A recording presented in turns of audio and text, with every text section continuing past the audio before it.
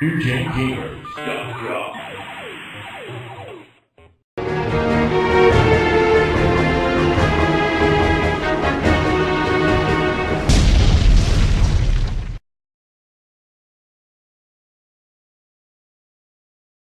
Here's a Capcom fighter. One of the first ones that they used the Marvel license for. All of them got ported over to Saturn now. Oh, really? Okay. Yeah. Okay. Well, that's cool. So, Capcom kind of put their support for their fighting games behind Saturn during this time. They also got the Street Fighter the movie,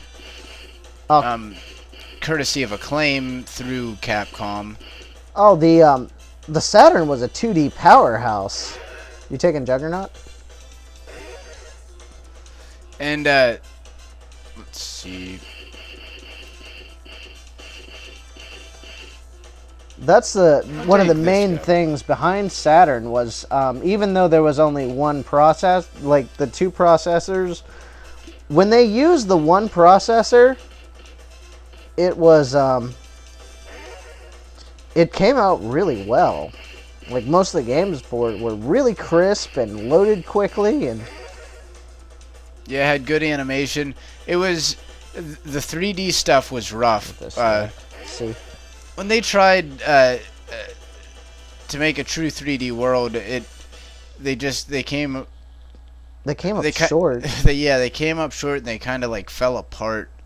And except Knights, when we take a look at Knights and the stuff that Yu Suzuki did for the Virtua series, the stuff that Sega had their hand in. Yeah, the stuff that Sega directly made. Guess they were the only ones that really knew how to use the multiple processors in their console. So this is an awesome fighting game. We also have a Raised Retro review of this. Yeah, Capcom fighting games at the time were really at their peak, especially using this license.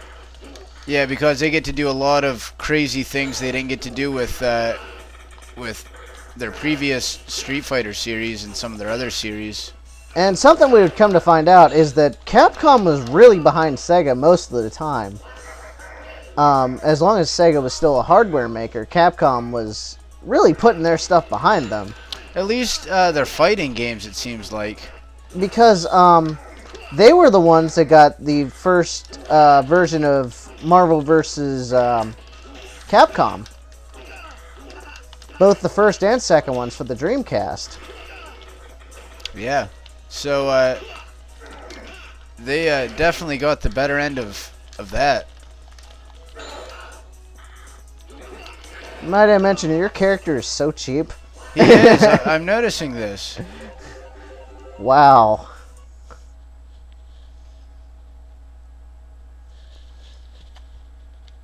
So, anyone who likes 2D Marvel fighters, 2D fighters at all, Marvel characters at all, is probably going to enjoy this game because, you know, you get to use all the character-specific moves. I'll be Captain America. I'll take Magneto. So, we'll get to see Magneto here. He has some flying abilities, and you know, they take advantage of each character's powers. Yeah, they have a lot of good abilities they started molding with this game. And, you know, as the series would progress with their Versus games, you would see, like, crazy moves that they could only do in, like, their highest power. And this one, like, really took advantage of all the characters and kind of steeped itself into Marvel lore, because the main enemy of the game is one of the big villains in the Marvel Universe.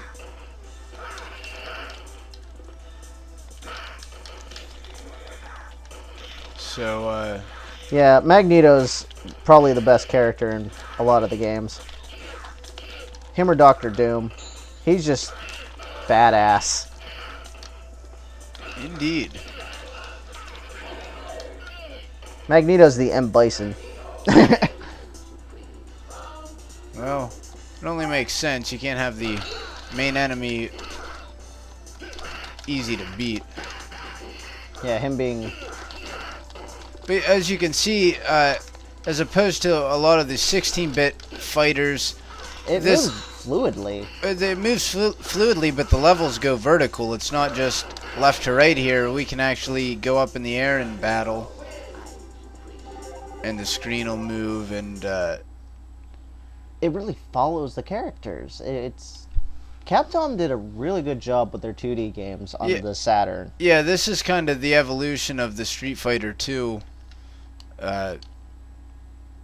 mold. Now, another thing about Capcom is they put a lot of stuff on the Saturn first.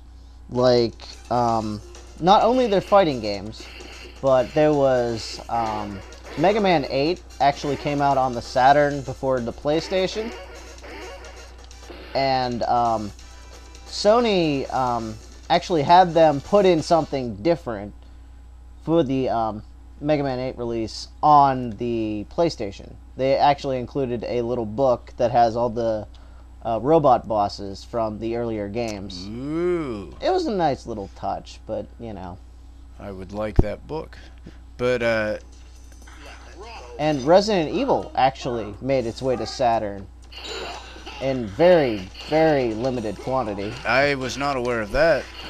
Yeah, the original Resident Evil was made to run for Saturn. I've never seen an actual physical copy of North America, like a US version, but I know it was in Japan. Now that's interesting because during the 16-bit era, we saw Capcom put the majority of their titles on Nintendo's system, and they had very little support for the N64 during this console war.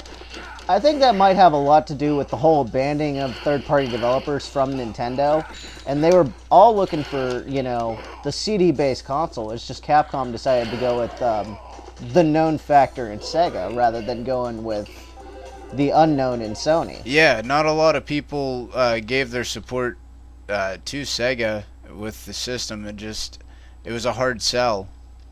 But what they wanted to do with porting their arcade games, they were easily able to do. Yeah, all of Capcom's arcade games came over really nicely. I think I'll take Iron Man this time. I'll take Spider-Man. Spider-Man's awesome. He's just quick, so you have to kind of use his speed. Each character has their strengths and weaknesses, like in all fighting games. In good fighting games. Yes, in good fighting games. I've played crappy fighting games where they all play the same. Oh, yeah. I try to avoid those. But thankfully, Capcom doesn't make too many of those. Nah, Capcom is known for their fighting games.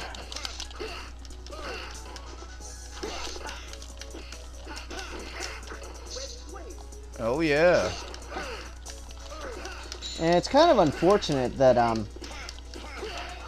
the Saturn died so quickly. Otherwise, we might not have seen Mega Man Legends. Which, I don't know. I'm a Mega Man fan, and I'm not too big on Mega Man Legends. There's definitely a departure in the series. I don't want to go as far as call it a bastardization, but it's kind of what it felt like when I played it back in the day.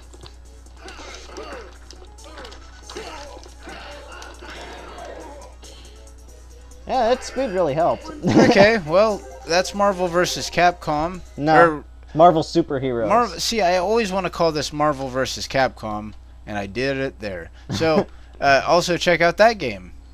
Yeah, Marvel vs. Capcom is awesome as well.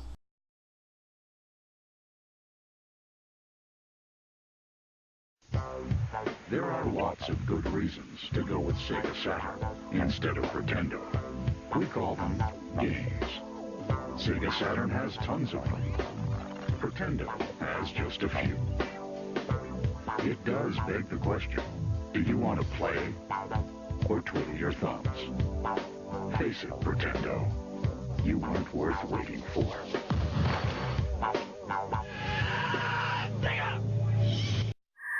NewGenGamers.com